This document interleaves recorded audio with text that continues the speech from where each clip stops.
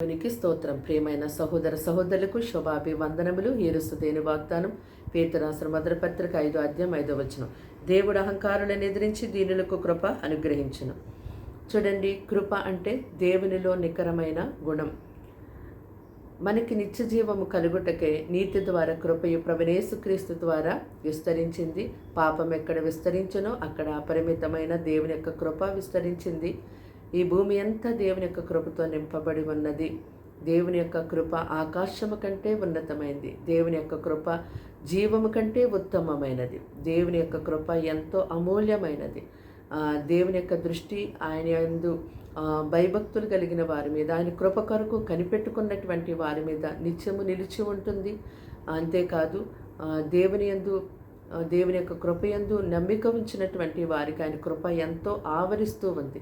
అందుకే దావీదు మహారాజ్ అన్నాడు, దేవా నిత్యము నేను నీ కృపయందు నమ్మిక ఉంచి ఉన్నాను అన్నాడు.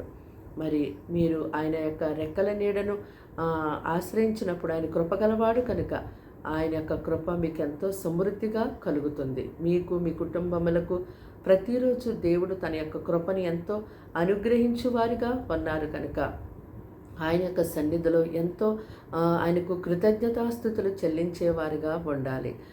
మీకు, మీ కుటుంబానికి, మీ సమస్త విషయములకు ఎల్లప్పుడూ కూడా దేవుని యొక్క కృప ఆవరించి ఉన్నప్పుడు ఏ విషయంలో కూడా ఈ లోకమందు మీరు సిగ్గుపడరు.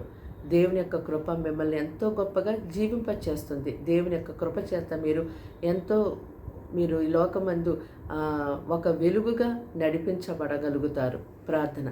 దేవానికి వందనములు, స్తోత్రాలు, స్తుతులు చెల్లిస్తాం తండ్రి.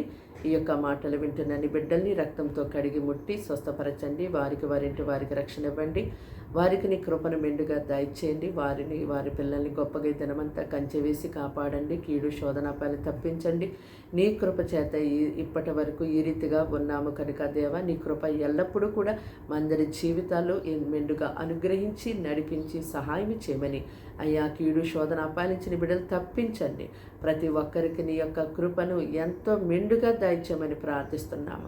వారి నీ వైపు తిరిగి వేటి కొరకైతే కన్నీరు విడిచి మొర్ర పెట్టుకుంటున్నారు, వారి ప్రార్థనలు ఆలకించి గొప్ప జవాబు దయచేయమని, వారి యొక్క గృహంలో ఉన్న శోధన తొలగించండి. వారి జీవితంలో ఉన్న అయ్యా తండ్రి నాయన బాధ, వేదన, దుఃఖమును తీసివేసి సంతోషాన్ని, ఆనందాన్ని మెండుగా వారికి దయచేయమని, నీ యొక్క కాపుదల, నీ యొక్క కృప వారికి మెండుగా అనుగ్రహించి నడిపించి జీవింపచేయమని యేసుక్రీస్తు నామములో ప్రార్థన సమర్పించి అడిగి వేడుకున్నాం తండ్రి.